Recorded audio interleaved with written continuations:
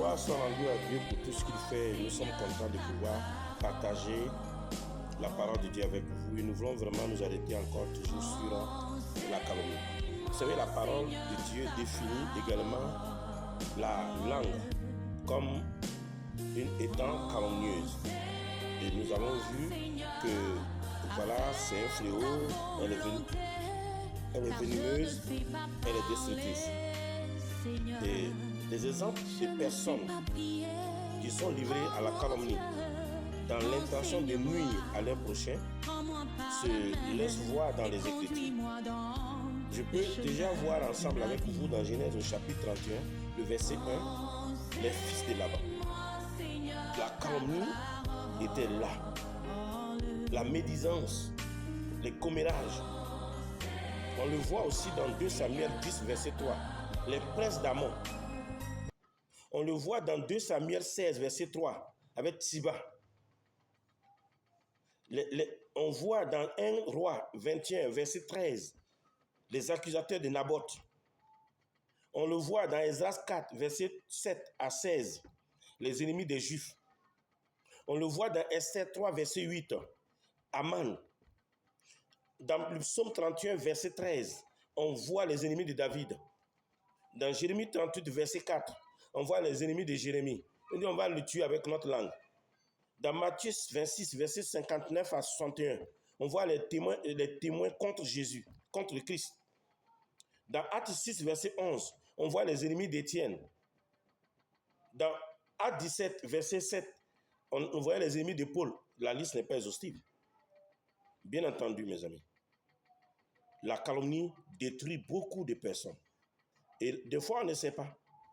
Des fois, on pense que non, c'est pas grave.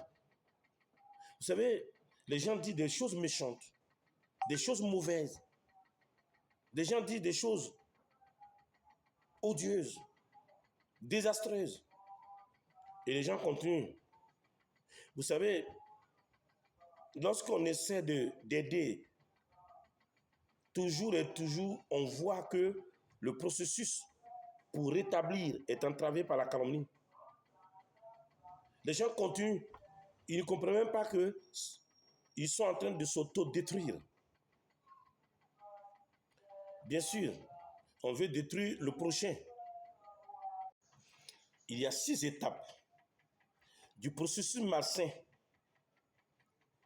de la calomnie. 6 étapes.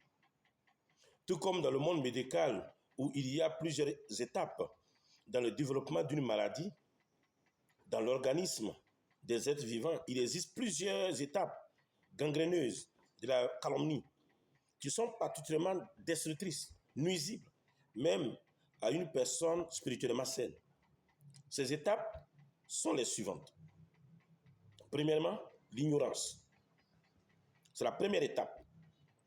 Les mesures préventives pour éviter la contamination ne sont pas prises parce qu'on ne sait pas la gravité de certaines choses. Ensuite, deuxièmement, l'exposition. Et c'est d'être en permanence avec ou bien en contact avec une personne déjà infectée. Quelqu'un vient avec la calomnie et comme on est ignorant, on s'expose. Et tu t'exposes à la personne. Troisièmement, la contamination. Les germes pénètrent l'organisme. Alors on est infecté et on devient porteur donc de la maladie. Quatrième étape, l'infection. Les défenses naturelles sont vaincues par les germes. C'est la phase de l'incubation. Et cinquièmement, la maladie, elle atteint les fonctions vitales et essentielles au maintien de la vie. Donc, le 5e point, c'est vraiment la maladie est déclarée. Et 6e, c'est la mort. Aucun système ne fonctionne ou on peut parler d'arrêt du système nerveux ou encore absence de vie. Et vous, mes amis, nous avons besoin de revenir sur ces choses pour qu'on puisse bien comprendre ce processus malsain-là. La calomnie détruit, la calomnie blesse, la calomnie tue. Et des ministères sont tués. Des familles sont tuées, des frères et sœurs sont tués. Et si vous calomniez, vous êtes un tueur ou bien une tueuse.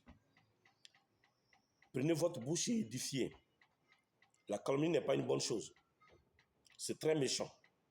Que Dieu nous aide. Amen.